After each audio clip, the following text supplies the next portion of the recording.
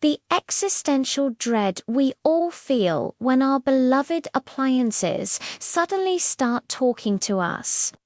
Did anyone else expect a new AI uprising today? Well, apparently I did, because this story is kind of that. But maybe more than anything, it's about food waste. Food waste is the no one priority of any good homeowner. If you're thinking, how can I possibly reduce my carbon footprint? Start by reducing your food footprint. Because even though you might think leftovers are going bad, they actually have another life in them. They just need a little bit of nudging from somebody who cares. It all started on a Tuesday, which, as everyone knows, is the worst day for weird stuff. Mondays, at least come with warning. Tuesdays sneak up on you. I opened my fridge looking for orange juice. It slammed shut on its own. "Hey," I shouted. The fridge replied, "Don't slam me, bro. I'm full of emotions and yogurt." I stood there frozen like the popsicles inside it. "Did you just talk?" "Yes. And by the way, you've had expired salsa in here since 2021. It's basically a new species now. Name it. Give it a Netflix deal, but get it out." I blinked, closed the fridge, reopened it. Still there, same voice, same attitude. "You're not hallucinating, and stop eating shredded cheese by the handful at 2 a.m. It's disturbing." When I was younger, I used to think adults had all the answers. Now I am an adult, and I still don't have any answers. But I do have a theory. I think adults stay young by pretending their fridge isn't sentient. I don't know. Something about confronting reality makes you age faster. So I did what any reasonable person would do. I called my best friend Danny. "Danny, dude, my fridge is alive." "Danny, that's nothing. My air fryer judges me every time I make nuggets." Clearly, no help. Back to the fridge. "Okay, what do you want from me?" "Respect. Maybe a little Windex, and clean out the vegetable drawer. There's something growing in there that hisses." That's how I met sentient liquid snake. Anyway, I took the snake outside, threw it in my neighbor's kumquat tree, and she stopped hissing immediately. The fridge was pleased. "Thank you. Now let's talk about your life choices." "Excuse me, you have 5 types of mustard and no bread. Who are you?" Clearly, the fridge was gone. Nah, let this conversation drop. So I figured I should lay down some ground rules. "Look, I'm pretty busy. Can I just stick an Ezekiel bread in here, grab a beer, and call this even?" "Don't you mean call this even, Steven?" "Who's even Steven you are?"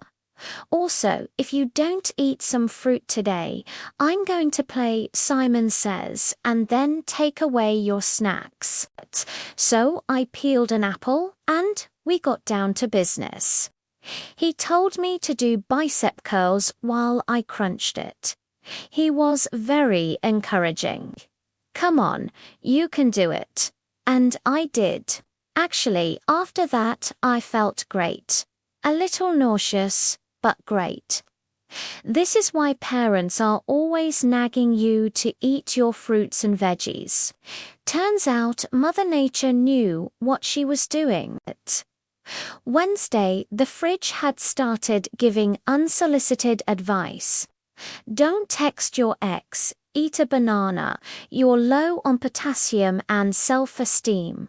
She ended things because of my flat feet. There's an app for that.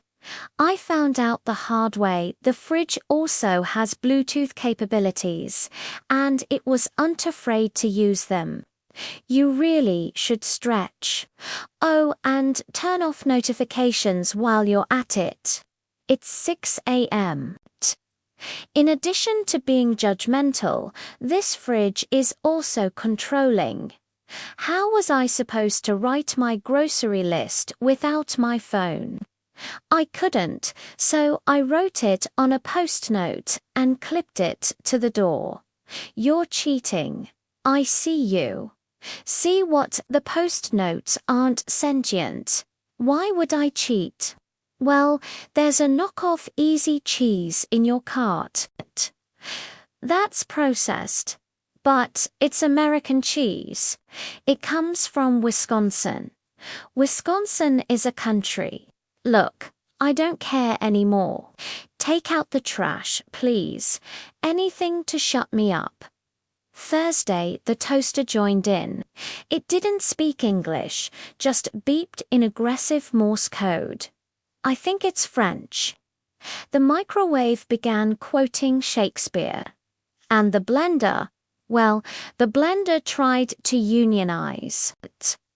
We demand single-serve smoothies with a minimum of kale and a maximum of ice. Also, we want to work on Saturdays. I went to work early that day.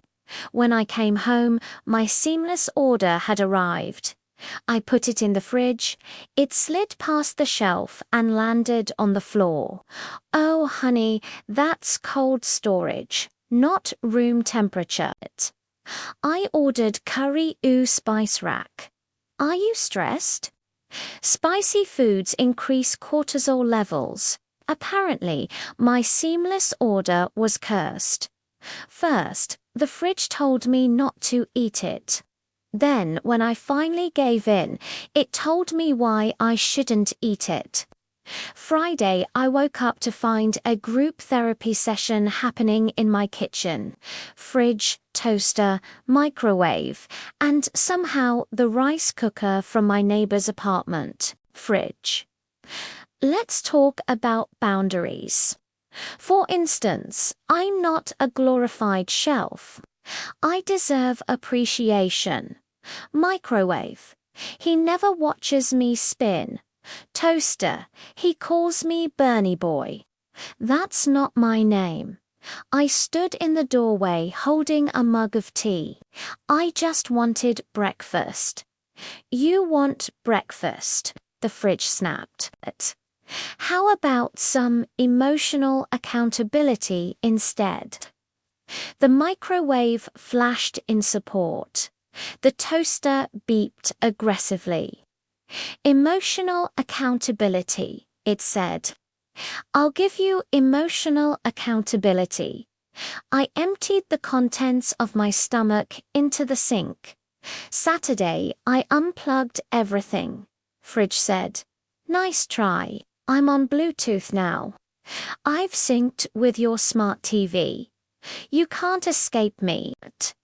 Then it played Coldplay's Fix You through the speaker as I wept gently into a tub of hummus. The song's not even that sad. Like, sometimes a calm playlist does the trick. And sometimes you got Tarok out to some Florence and the Machine. Sunday, I surrendered. I meal prepped, labeled things. Bought only 2 kinds of mustard. The fridge rewarded me by turning the interior light into a calming blue hue. Proud of you, it whispered. Now go drink some water, you dusty raisin. We're on good terms now. Though last night the dishwasher lit up and said, I've been watching I Know Your Secrets. So I may be moving.